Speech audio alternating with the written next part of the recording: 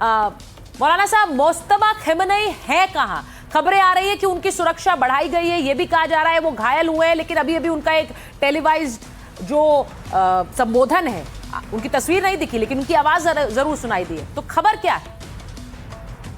देखिए, ayatollah Mustafa Khamenei साहब भी इंजर्ड हो गए थे उसी पहले दिन जब आयतुल्ला सैयद अली खमेनी साहब शहीद हुए हैं, और उनकी फैमिली ये भी वहीं पे थे, फासले से थे। तो उनकी वालदा भी जख्मी हो गई थी और ये भी जख्मी हो गए थे। वालदा का तो शहीद हो गई बाद में, तो 2 दिन बाद इलाज हो रहा था, लेकिन ये अब सेफ हैं और अल्हम्दुलिल्लाह ठीक है। और अलबत्ता इलाज चल रहा है उनका, लेकिन कोई ऐसी बात नहीं है, घबराने की बात नहीं है। इंशाल्लाह वो बिल्कुल ठीक हो जाएंगे और फिर लोगों से भी बातें होंगी इंशाल्लाह। अब इस वक्त भारत सिक्योरिटी में है और इलाज में है, तो कोई घबराने की बात नहीं है उनके लिए। लेकिन तकी साहब, सवाल ये भी पूछे जा रहे हैं, आप कह रहे हैं वो सुरक्षित हैं और सिक्योरिटी में है, लेकिन इस वक्त ईरान में फैसले क्या वही ले रहे हैं? सत्ता कौन चला रहा है? कौन ये हमलों के ऑर्डर दे रहा है? देखिए, ईरान जो है वो अपने कॉन्स्टिट्यूशन के हिसाब से चलता है। जिस वक्त रहबर मुअज़्ज़म की शहादत हुई तो वहाँ का कॉन्स्टिट्यूशन उसको अलाउ करता है कि कमेटी बनाई जाती है ट्रांजिशन पीरियड के लिए। तो वो कमेटी बनी थी जिसमें प्रेसिडेंट ऑफ ईरान थे और जिसे कहिए वहाँ के जो चीफ जस्टिस हैं वो थे, और एक गार्जियन काउंसिल की तरफ से एक उनका नुमाइंदा था जो बनी थी। लेकिन अब चूंकि नए गार्जियन काउंसिल ने नए सुप्रीम लीडर का ऐलान कर दिया, तो he is the supreme leader और वही सारे फैसले इस हालत में, जो IRGC के कमांडर को वही कमांड करते हैं, उन्हीं की तरफ से। चलिए तकी साहब, बहुत बहुत धन्यवाद हमसे बात करने के लिए। अब तकी साहब कह रहे हैं कि ईरान से कि मुस्तफा खमेनी बिल्कुल ठीक है और उन्हें कमांड जो IRGC को कमांड जा रही है वो सीधे मुस्तफा खमेनी से ही जा रही है। क्या यही वजह है कि अमेरिका अभी भी अपने B2 बॉम्बर्स को तैयार रखे हुए है? आज ये तस्वीर सामने आई है, अमेरिका के B2 बॉम्बर्स, वही बॉम्बर्स जिन्होंने अली खमेनी की मौत के लिए बम गिराए, जमीन के नीचे गिराए, उनके लोड होने की ये तस्वीरें सामने आई। जरा देखिए, ये वही B2 बॉम्बर्स हैं जिनके जरिए विस्फोट जमीन के अंदर जाकर होता है। और जब जमीन के अंदर जाकर होता है, यानी अगर अमेरिका इन्हें लोड कर रहा है, तो क्या एक बार फिर उसी तरह का हमला करना चाहता है अमेरिका? ये सवाल भी उठेंगे क्योंकि ये तस्वीरें आज सामने आई। अमेरिका को फिर से क्या इनको इस्तेमाल करने का कोई कारण नजर आ रहा है? मैं आपको बताती हूं कि ट्रंप का टारगेट कौन है। ब्रिटेन के RAF एयरपोर्ट पर अमेरिका के बॉम्बर्स मौजूद हैं और 2B, 1B और 3 B-52 लड़ाकू विमान हमले की तैयारी में है। विमानों को बंकर बस्टर JDAM बमों से लोड किया जा रहा है। इन विमानों से ही ईरान पर लगातार हमले किए गए। अब संकेत है कि कुछ ईरानी हिस्सों में अमेरिका की हवाई बढ़त हो गई है। अब बंकरों और भूमिगत ठिकानों पर, यानी जमीन के अंदर जो ठिकाने हैं, उन पर सीधे हमले करने में ये B2 बॉम्बर्स ही जाने जाते हैं और इसीलिए इनका इस्तेमाल क्या फिर से होगा? आज सवाल ये भी है। मैं आपको बताऊं कि इन सब के बीच मैं आपको यह भी बता रही हूं कि अमेरिका इस ईरान युद्ध में क्या जल रहा है। मैं ये क्यों कह रही हूं? क्योंकि अमेरिका ने इस युद्ध में इस जीत को बहुत आसान माना, लेकिन पिछले 13 दिनों में, क्योंकि आज युद्ध को 13 दिन हो गए हैं, पिछले 13 दिनों में डॉलर जल रहा है। जहां एक तरफ उनके विमान गिर रहे हैं, तो वहीं पैसा भी पूरी तरह से खप रहा है इस युद्ध में। ये जो आप स्क्रीन पर नंबर्स देख रहे हैं जल्दी से बदलते हुए, ये नंबर नहीं है, ये हर सेकंड जो पैसा खत्म हो रहा है, बर्बाद हो रहा है इस जंग में, वो है। आप देखिए जरा, ये जो बड़ा सा नंबर है, कितने डॉलर अमेरिका इस पर खर्च कर चुका है, और वो हर क्षण हर सेकंड बढ़ रहा है कितनी तेजी से।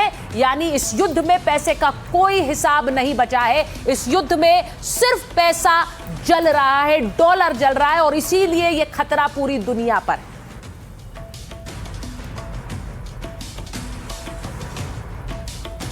अब आपको बताती हूं कि इस जंग में कितने पैसे स्वाहा हो चुके हैं। ईरान से जंग में हर रोज अरबों डॉलर झोंक रहा है अमेरिका। पेंटागन का अनुमान है कि 6 दिनों में 1 लाख करोड़ खर्च हो चुके हैं। आपने बिल्कुल सुना है सही, 1 लाख करोड़ खर्च हो चुके हैं। कैपिटल हिल में अमेरिकी सेनेटर्स को आंकड़ा बताया गया, यानी कि वहां के जो सांसद हैं उन्हें बताया गया, पहले 2 दिनों में ही 51,000 करोड़ का गोला बारूद इस्तेमाल हो गया। पहले दिन में 51,000 करोड़, कितने शून्य हैं वो भी हमारे लिए मुश्किल होगा। अब सोचिए, अमेरिका रोज 9,200 से लेकर 18,400 करोड़ रुपए खर्च कर रहा है इस युद्ध में। रक्षा प्रणाली, हथियारों की तैनाती पर भारी भरकम खर्चा हो रहा है। 12वें दिन तक पूरे मिडिल ईस्ट में एक बड़ी सैन्य तैनाती कर दी गई है। अमेरिका को महंगे हथियारों के तबाह होने से भी नुकसान हो रहा है। अब यूएसएस हैरी एस ट्रूमन और इसी के साथ साथ जो उनके विमान हैं जो क्रैश हुए हैं, विमानों की कीमत भी करीब 618 करोड़ बताई गई है। कुवैत ने गलती से 3 F-15 स्ट्राइक ईगल्स को गिराया, विमानों की कीमत 857 करोड़ रुपए थी। Stockholm International Peace Research Institute के मुताबिक अमेरिका दुनिया का सबसे बड़ा सैन्य खर्च करने वाला देश बन गया है। 2024 में कुल सैन्य बजट 91 लाख करोड़ तक पहुंच गया है। यानी अमेरिका इस युद्ध में लगातार क्या जल रहा है। अमेरिका के लिए ये पैसे क्या मायने नहीं रखते हैं, लेकिन फिर भी ट्रंप कह रहे हैं वो जंग जीत रहे हैं।